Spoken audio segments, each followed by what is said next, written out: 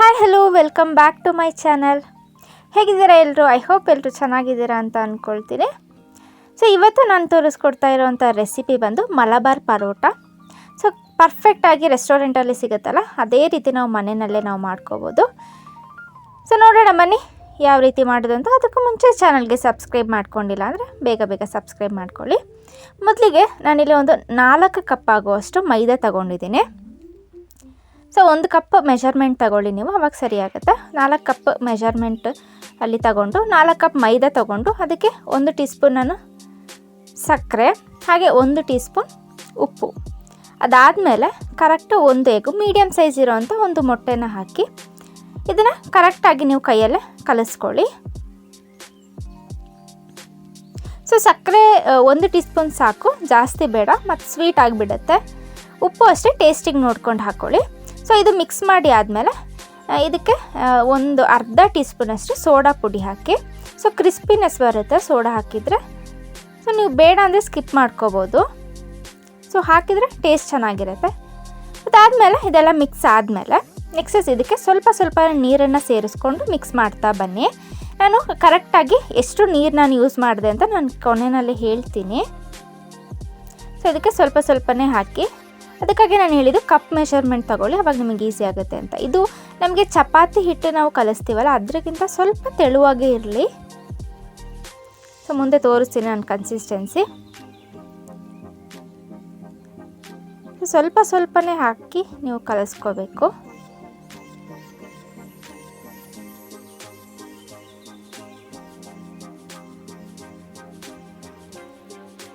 So ನೋಡ್ತಾ ಇದ್ದೀರಲ್ಲ, ಈ ಮೆಜರ್ಮೆಂಟ್ ನಾನಿಲ್ಲಿ ಕರೆಕ್ಟ್ 1/4 ಕಪ್ ಆಗುವಷ್ಟು, 1.5 ಕಪ್ಗಿಂತ ಸ್ವಲ್ಪ ಕಡಿಮೆ ನೀರನ್ನು ಯೂಸ್ ಮಾಡಿದೆ 4 ಕಪ್ ಮೈದಾಗೆ. ಸೊ ನೋಡಿದ್ರಲ್ಲ, ಸ್ವಲ್ಪ ಕೈಗೆ ಅಂಟುತ್ತಾ ಇರಬೇಕು ಅಲ್ಲಿ ತನಕ ನೀವು ಇದನ್ನು ನೀರನ್ನು ಹಾಕಿ. ಅದಾದಮೇಲೆ ನೀವು ಸ್ವಲ್ಪ ಒಂದು 2 ಟೀ ಸ್ಪೂನಷ್ಟು ಮೈದಾನ ನಾನು ಯೂಸ್ ಮಾಡ್ಕೊಂಡಿದ್ದೀನಿ. ಸೊ ಯೂಸ್ ಮಾಡಿ ಆದಮೇಲೆ ಅದನ್ನು ಕಲಸಿ ಆದಮೇಲೆ ನಾನು ಈ ರೀತಿ ಆಯಿಲ್ನ ಹಾಕಿ ಈ ರೀತಿ ನೀವು ಮಾಡ್ಕೋಬೇಕು, ಈ ರೀತಿ ಎಳಿಬೇಕು. ನಾನು ಹೇಳೋದಕ್ಕೆ ಆಗ್ತಾಯಿಲ್ಲ. ಸೊ ವಿಡಿಯೋದಲ್ಲಿ ಯಾವ ರೀತಿ ನಾನು ಮಾಡಿದ್ದೀನಿ ಆ ರೀತಿ ನೀವು ಕೂಡ ಮಾಡಬೇಕು. ಒಂದು 10 ರಿಂದ 15 ನಿಮಿಷಗಳ ಕಾಲ ನೀವು ಈ ರೀತಿ ಕೌಂಟರ್ ಟಾಪ್ ಮೇಲೆ ಹಾಕಿ ಈ ರೀತಿ ನಾದಬೇಕು. ಸೊ ಆವಾಗಲೂ ನಿಮಗೆ ಕರೆಕ್ಟಾಗಿ ಪರೋಟ ಸಿಗೋದು. ನೀವು ಕಲಸಿಟ್ಬಿಟ್ರೆ ಅದು ನಿಮಗೆ ಪರ್ಫೆಕ್ಟಾಗಿ ಬರೋದಿಲ್ಲ. ಸೊ ಇಲ್ಲಿ ನಾನು ಒಂದು 10 ರಿಂದ 15 ನಿಮಿಷಗಳ ಕಾಲ ಮಾಡಿ ಆದಮೇಲೆ, ಸೊ ಅದಾದಮೇಲೆ ಈ ರೀತಿ ಒಂದು ಬೌಲಿಗೆ ಒಂದು ಪ್ಯಾನಿಗೆ ಇಲ್ಲ ಬೌಲಿಗೆ ಹಾಕಿ ಇದ್ರ ಮೇಲೆ ಸ್ವಲ್ಪ ಆಯಿಲ್ ಸ್ಪ್ರೆಡ್ ಮಾಡಿ ಇದನ್ನು ಒಂದು ಅರ್ಧ ಗಂಟೆಗಳ ಕಾಲ ನೀವು ಬಿಡಬೇಕಾಗತ್ತೆ. ಸೊ ಇಲ್ಲಿ ಅರ್ಧ ಗಂಟೆಗಳ ಕಾಲ ನಾನು ತೆಗಿತಾ ಇದ್ದೀನಿ. ಸೊ ನೋಡ್ಬೋದು ಸ್ವಲ್ಪ ಸಾಫ್ಟ್ ಆಗಿದೆ. ಸೊ ಅರ್ಧ ಗಂಟೆ ಸಾಕು. ಅದಾದಮೇಲೆ ಇದನ್ನು ನಾವು ಉಂಡೆಗಳನ್ನಾಗಿ ಮಾಡೋಣ. ಸೊ ಉಂಡೆ ಮಾಡಬೇಕಾದ್ರೂ ನೀವು ಅದನ್ನು ಈ ರೀತಿ ಕಟ್ ಮಾಡಬಾರ್ದು. ಸೊ ನಾನು ಯಾವ ರೀತಿ ತೋರಿಸ್ತೀನಿ ಮುಂದೆ ಆ ರೀತಿಯೇ ನೀವು ಮಾಡ್ಕೊಳ್ಳಿ. ಸೊ ಇದನ್ನು ಕೂಡ ಒಂದು 5 ನಿಮಿಷ ಆದರೂ ನೀವು ಇದನ್ನು ನಾದ್ಕೋಬೇಕಾಗತ್ತೆ. ಸೊ ಇದು ಒಂದು ರೀತಿ ಎಲಾಸ್ಟಿಕ್ ಅಂತ ಹೇಳ್ತೀವಲ್ಲ ಆ ರೀತಿ ಇದು ಆಗಬೇಕು. ಇದನ್ನು 2 ಭಾಗಗಳಾಗಿ ಮಾಡಿ ಮೊದಲಿಗೆ ಹಿಟ್ಟನ್ನು. ಅದಾದಮೇಲೆ ಈ ರೀತಿ ರೌಂಡ್ ಮಾಡಿಕೊಂಡು ಸೊ ಈ ರೀತಿ ನೀವು ಉಂಡೆಗಳನ್ನಾಗಿ ಮಾಡ್ಕೊಳ್ಳಿ. ಆವಾಗ ಲೇಯರ್ ಮಾಡೋದಕ್ಕೆ ನಮಗೆ ಈಸಿ ಆಗುತ್ತೆ. ಸೊ ಈ ಹೋಳಿಗೆ ಎಲ್ಲ ಮಾಡಬೇಕಾದ್ರೆ ಇದೇ ರೀತಿ ಮಾಡ್ತಾರೆ. ಸೊ ಇದೇ ರೀತಿ ನೀವು ಉಂಡೆಗಳನ್ನಾಗಿ ಒಂದೊಂದಾಗಿ ಸೈಜ್ ಕೂಡ ನೋಡ್ಕೊಳ್ಳಿ, ಒಂದು ಮೀಡಿಯಮ್ ಸೈಜ್ ಇರಲಿ. ಸೊ ಇದೇ ರೀತಿ ಎಲ್ಲದನ್ನು ನೀವು ಉಂಡೆಗಳನ್ನಾಗಿ ಮಾಡ್ಕೊಳ್ಳಿ. ಸೊ ನನಗೆ ಇಲ್ಲಿ ಒಂದು 4 ಕಪ್ಪಲ್ಲಿ ಒಂದು 11 ರಿಂದ 12 ಪರೋಟಗಳನ್ನು ಸಿಕ್ಕಿದೆ. ಸೊ ಇಲ್ಲಿ ಎಲ್ಲದನ್ನು ಉಂಡೆಗಳನ್ನಾಗಿ ಮಾಡಿಕೊಂಡು ಒಂದು ಪ್ಲೇಟಿಗೆ ಹಾಕಿ ಅದ್ರ ಮೇಲೆ ನೀವು ಆಯಿಲ್ನ ಹಾಕಬೇಕು. ಜಾಸ್ತಿನೇ ಹಾಕಿ, ಆಯಿಲ್ ಉಳಿದ್ರೆ ನಾವು ಅದನ್ನು ಲಟ್ಟಿಸ್ಕೋಬೇಕಾದ್ರೆ ನಮಗೆ ಆಯಿಲ್ ಯೂಸ್ ಆಗುತ್ತೆ. ಸ್ವಲ್ಪ ಜಾಸ್ತಿನೇ ಆಯಿಲ್ ಸ್ಪ್ರೆಡ್ ಮಾಡಿ ಇದನ್ನು ನೀವು ಒಂದು ಅರ್ಧ ಗಂಟೆಯಿಂದ 1 ಗಂಟೆಗಳ ತನಕ ನೀವು ಇದನ್ನು ಈ ಉಂಡೆಗಳನ್ನಾಗಿ ಮಾಡಿ ಅದಾದಮೇಲೆ ಇದನ್ನು ನೆನೆಯೋದಕ್ಕೆ ಬಿಡೋಣ. ನೆಕ್ಸ್ಟ್ ನಾನಿಲ್ಲಿ ಒಂದು ಅರ್ಧ ಗಂಟೆ ಆದಮೇಲೆ ನಾನು ಇದನ್ನು ಲಟ್ಟಿಸ್ಕೊಳ್ತೀನಿ. ಈ ರೀತಿ ಕೈಯಲ್ಲೇ ಈ ರೀತಿ ಲಟ್ಟಿಸ್ಕೊಳ್ಳಿ. ಸೊ ಕೈಯಲ್ಲಿ ಆಯಿಲ್ ಹಾಕಿ ನೀವು ಈ ರೀತಿ ಲಟ್ಟಿಸ್ಕೊಳ್ಳಿ.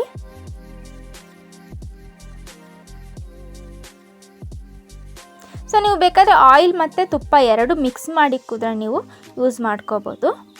ಸೊ ಹೋಟೆಲ್ಗಳಲ್ಲೆಲ್ಲ ಡಾಲ್ಡಾ ಬರುತ್ತಲ್ಲ ಅದನ್ನು ಯೂಸ್ ಮಾಡ್ತಾರೆ. ಸೊ ನಾವು ಡಾಲ್ಡಾ ಹೆಲ್ತಿಗೆ ಒಳ್ಳೆಯದಲ್ಲ, ಸೊ ಹಾಗಾಗಿ ನಾನು ಆಯಿಲೇ ಯೂಸ್ ಮಾಡ್ತಿದ್ದೀನಿ.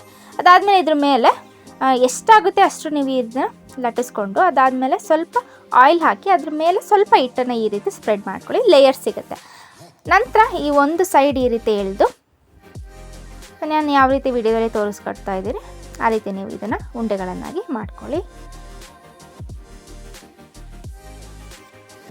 ಸೊ ನೋಡ್ತಾ ಇದ್ರಲ್ಲಿ ತುಂಬ ಈಸಿ.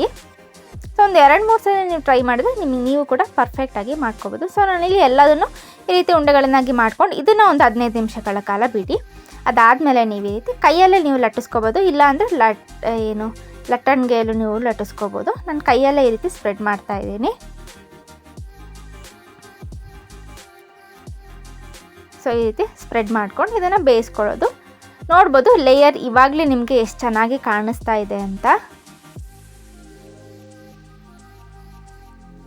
ಸೊ ನೆಕ್ಸ್ಟು ಕಾದಿರೋವಂಥ ತವಾದ ಮೇಲೆ ಇದನ್ನು ನಾವು ಬೇಯಿಸ್ಕೊಳ್ಳೋಣ.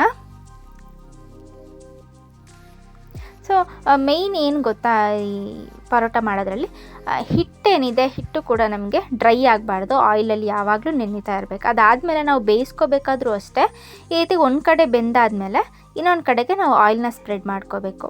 ಆವಾಗ ನಮಗೆ ಇದು ಕ್ರಿಸ್ಪಿನೆಸ್ಸು ಏನು ಹಾಗೇ ಇರುತ್ತೆ, ಡ್ರೈ ಆಗೋದಿಲ್ಲ ಹಿಟ್ಟು.